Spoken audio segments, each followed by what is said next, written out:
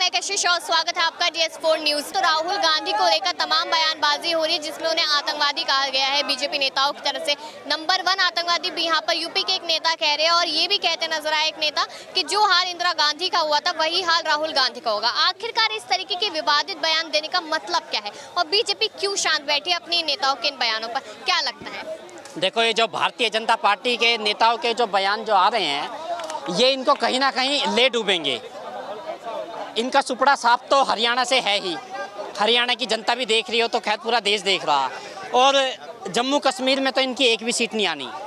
10 साल में इलेक्शन हो रहे हैं और ऊपर से इनके इस तरीके के बयान राहुल गांधी को लेके। तो भाई आतंकवादी जैसा शब्द इस्तेमाल करना और बीजेपी का यहाँ पर कुछ भी ना कहना, तो क्या लगता है? देखो, ये जो आतंकवादी जैसे शब्द है ना, ये कंगना रनौत ने हमारे किसानों के लिए भी किया था। उसका क्या हाल हुआ वो देश की जनता देख ही रही है। अब भारतीय जनता पार्टी को ये बोलना पड़ रहा है कि ये जो कंगना का जो बयान था वो उसका व्यक्तिगत बयान था। और अभी कुछ दिन में भारतीय जनता पार्टी के जो नेता है ना, ये भी यही बात बोलेंगे जब इनको झटका लगेगा। हरियाणा में बयान आ रहे हैं, यही कहा जा रहा है कि व्यक्तिगत बयान दे रहे नेता अपने। देखो, व्यक्तिगत नहीं होते ये आग लगाने वाले बयान होते हैं। अब ये धीरे धीरे ना आग लगाए जा रहे हैं। ये क्या होता है, जब जब देश में चुनाव नजदीक आते हैं ना, ये उस समय पे लोगों को भड़काते हैं, उकसाते हैं। मुसलमानों के खिलाफ, राहुल गांधी के खिलाफ, ये कांग्रेस पार्टी के खिलाफ। अभी आपने देखा होगा कि अरविंद केजरीवाल को फटदेसी बेल मिल गई, जबकि हर महीने बेल की अपील डाली जा रही थी, उसको बेल नहीं मिली। और जैसे ही चुनाव नजदीक आ गए, अरविंद केजरीवाल को बेल मिल गई रातों रात। क्यों भाई? तो वही ना, इन सारी चीजों से हरियाणा चुनाव पे क्या असर पड़ेगा? जनता किस ओर जा रही है, किसको पसंद कर रही है? पड़ गया है असर, हरियाणा में पड़ गया है असर। और अब पढ़ने की जरूरत नहीं है। 20 से 25 भारतीय जनता पार्टी के जो जीते हुए नेता थे वो तो छोड़ के चले गए उनके। तो फिर अब इनके पास में बचा क्या? इनका तो वो वाला हाल होगा कि भैया नंगे नहाएंगे क्या और निचोड़ेंगे क्या, अपना वोट बैंक बनाने के लिए। अब एक बार बताओ, ये जो इन्हीं की एक नेता है, ये कंगना रनौत, ये तो अच्छा भला काम चल रहा था इसका, क्यों आई है ये राजनीति में? भाई ये राजनीति में क्यों आई है जब इसका अच्छा खासा काम चल रहा है? वहाँ फिल्म बना रही है वहाँ इमरान हाशमी के साथ में, तो ये इसको जरूरत क्या है? फिर क्या जरूरत है इसको? लेकिन फिर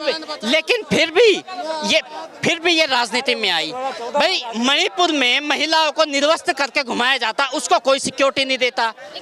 लेकिन वापस से मुद्दे पे आए तो ऐसा क्यों लगता है कि राहुल गांधी को टारगेट क्यों किया जाता है? क्या अरे डर है या फिर कुछ नहीं समझ? अरे राहुल गांधी को टारगेट करने से ही तो सरकार मिलेगी इनको। 2014 में ये लोग जीते कैसे हैं? भारतीय कांग्रेस पार्टी को टारगेट करने से ही तो जीते हैं ये। अब जितना ये लोग राहुल गांधी को कोसेंगे, उसको गालियां देंगे या उसको उल्टा सीधा बोलेंगे, बुरा भला बोलेंगे, उतना ही वो बंदा जीतेगा। कहते कि अमेरिका गए थे, वहाँ पे देश की बेइज्जती करा दी राहुल गांधी ने। अरे देश की कहाँ से बेइज्जती करा दी भाई? जो हमारी अर्थव्यवस्था है, जो हमारे देश की हालत है, वही तो बताएंगे। अब मान लो मैं यहाँ का दिल्ली का रहने वाला हूँ, मैं हरियाणा में चला जाता हूँ और मैं ये बोलूँगा भाई दिल्ली में तो लाइट नहीं आती या पानी नहीं आता या महिला वो है, तो भाई इसमें दिक्कत क्या है उसमें? अब मैं वहाँ जाके ये बोल दूँ कि भाई हरियाणा में जाके मैं अगर ये बोल देता हूँ कि दिल्ली सरकार को ये केंद्र सरकार काम नहीं करने दे रही, तो ये तो सच है बात, वाकई में नहीं करने दे रही है दिल्ली सरकार। अरविंद केजरीवाल को कहाँ से काम करने दे रहे हैं ये लोग? तो भाई सच देखो, अब सच बोल दिया तो इनके पेट में दर्द हो गया और ये पूरे दिन बैठ के झूठ पे झूठ बोलते हैं, देखिए सरकार को 100 दिन हो चुके हैं, कहते हैं जनता हमारे काम से बहुत खुश है, ऐसे आने वाला समय भी इसी तरीके से उन्नति करता रहे। अरे इनको 100 दिन हो जाए या इनको 500 दिन हो जाए, इनका हाल फिर भी वही होना है। इनका हाल फिर जनता अब इनको नकार चुकी है। इनके देख चुके, इनके झूठे वादे, इनके बड़े बड़े जुमले। 2 करोड़ नौकरियां, 15 लाख आएंगे आपके अकाउंट में, आ गए 15 लाख।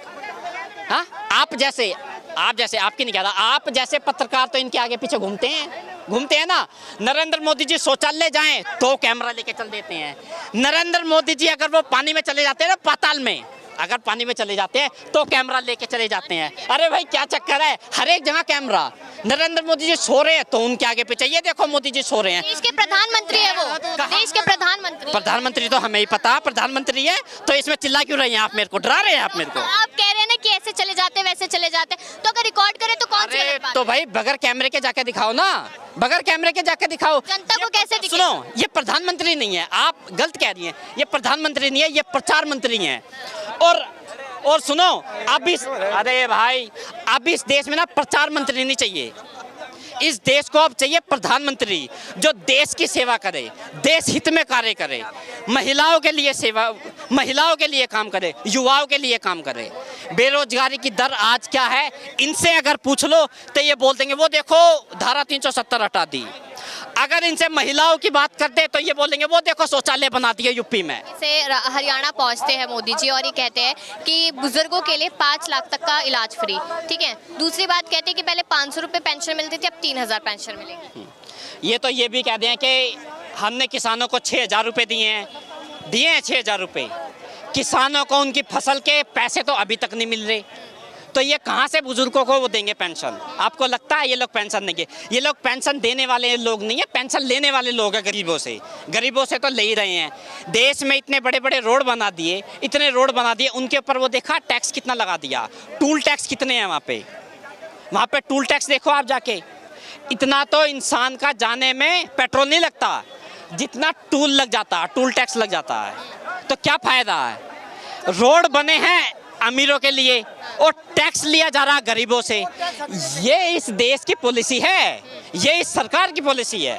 पर यहाँ पर यही लगातार मोदी जी कह रहे हैं कि बहुत बेहतर समय रहा है, बहुत समय बेहतर रहा है हमारा, तो वही है क्या बेहतर समय रहा है हमारा। रुक जाइए भैया, सवाल करने दीजिए, ठीक है। बहुत बेहतर समय रहा है हमारा, जनता हमें आगे भी पसंद करेगी और हर राज्य में ही पसंद करेगी। क्या किसने बोला है?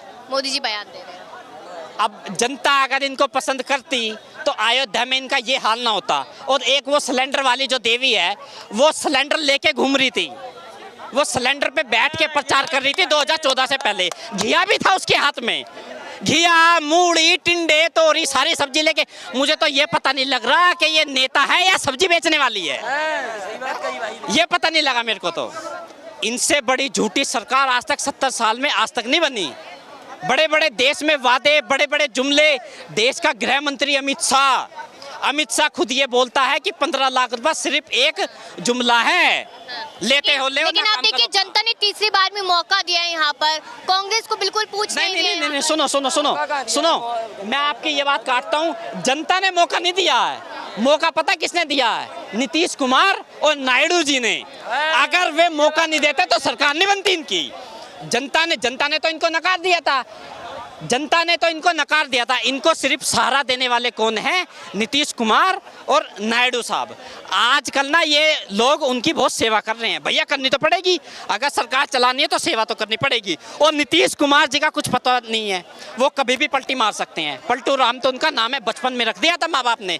जब स्कूल में जाते थे ना, स्कूल में नीतीश कुमार जी को नीतीश कुमार तो बाद में बोलते थे, पहले उनका नाम था पलटू राम। बचपन है जब वो 4th 5वीं में पढ़ रहे थे।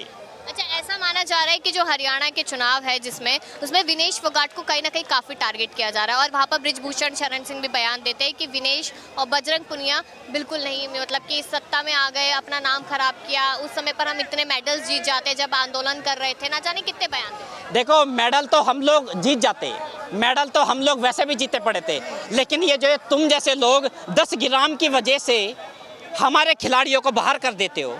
अरे 100 ग्राम, मात्र 100 ग्राम की वजह से हमारे खिलाड़ी को बाहर कर दिया, तो ये कितनी बड़ी। अरे एक बात बताओ, ये लोग बोलते हैं कि मोदी जी वो विश्व के नेता। अगर विश्व के नेता है तो थोड़ी बहुत अप्रोच तो चल सकती है उनकी, चल सकती है ना भाई। जब वो लोग हमारे वहाँ के जवानों को निकाल के ला सकते हैं, हमारे नागरिकों को युद्ध रुकवा के निकाल के लेके आ सकते हैं, तो भैया ये हमारी वो विनेश फोगाट को एक मौका भी तो दे सकते हैं। ये तो पहलवान थे, राजनीति में क्यों आ गए थे? बिल्कुल, क्यों आएगा नहीं? जब एक उसके साथ अरे एक बात बताओ, जब इस देश में कंगना रनौत वो राजनीति में आ सकती है, तो ये तो देश की बेटी है, ये तो देश के लिए मेडल लेके आई है। ये तो देश के लिए मेडल लेके आई है। इनकी वो कंगना है, वो उल्टी सीधी फिल्में बनाती है। मैडम, मैं बोल नहीं सकता उसके बारे में। मत बोलिए। आप घर में बैठ के फिल्में देख भी नहीं सकते, उसकी फैमिली के साथ में नहीं देख सकते। उल्टी सीधी फिल्में बनाते हैं। छोड़ दे कंगना को। अरे कैसे छोड़ दे? वो हमारे किसान भाइयों को बलात्कारी बता रही है और आप कह रहे हैं छोड़ दे। नहीं छोड़ेंगे भाई, मैडम कह रही है कि छोड़ दे। अरे ऐसे कैसे छोड़ देंगे? भाई जो हमें रोटी खिला रहा, आप भी उन्हीं की दी हुई रोटी खाती है ना रोटी। इन भारतीय जनता पार्टी की तरह तो वो गोबर उबर की तो वो नहीं है, आप नहीं है ना। ये भारतीय जनता पार्टी वालों की बात मत सुनना, ये लोग ठीक नहीं है। ये लोग देश को सिर्फ 2-3 चीजें दिखाते हैं, गोबर मूत्र फलाना और ढिमकाना। और जितने भी देश में नेता है ना, वो देश को शिक्षा की तरफ लेके जाना चाहते हैं। देखो, देश शिक्षित बनेगा तभी ये देश विकसित बनेगा भाई, सीधी सी बात है। अगर देश की बेटियां पढ़ेंगी तो आपके जैसी पत्रकार बनेंगी, नहीं बनेंगी। जीएसटी लगा दी। हाँ, लेकिन इन लोगों ने शिक्षा के ऊपर जीएसटी लगा के माताएं बहनों को पढ़ने के ऊपर भी तंज कस दिया एक तरीके का। दुकानों पे फूलों बरसा रहे हैं और शिक्षा देखो, पे जीएसटी लगा रहे हैं। ये सरकार ना ज्यादा दिन चलने वाली नहीं है। आ जाओ भाई, आ जाओ। आप पहलवान हैं। भाई करिए पहले। क्या लगता है यहाँ पर विनेश फोगाट की एंट्री जो राजनीति में हुई है उसको लेकर क्या? बढ़िया है, एंट्री करी तो बढ़िया है। कह रहे मनोहर लाल खट्टर कह रहे कि वो लोग पहले से राजनीतिक प्रेरित थे, वो लोग तो कहीं ना कहीं राजनीति में आना ही चाहते। ना बढ़िया, कोई भी आ जाओ राजनीति में, कोई भी आ जाओ। आंदोलन को झूठा बोल रहे हैं। ना झूठा तो के भी राम ने। आंदोलन झूठा है, चलो मान लिया आंदोलन झूठा है। और ये जो बृजभूषण है, जो इन्हीं का ही सांसद था, इनकी पार्टी में मंत्री भी रहा, वो सच्चा है। देश की बेटियां झूठी हैं और इनका एक नेता बृजभूषण जो कहता है दबदबा था, दबदबा है और दबदबा रहेगा, वो सच्चा है। जिसके ऊपर पोस्को एक्ट लगता है, जिसके ऊपर बेटियां यौन शोषण का आरोप लगाती हैं, सर उठा के बोलते हैं कि इन लोगों ने हमारे साथ ये हरकत की है बृजभूषण ने।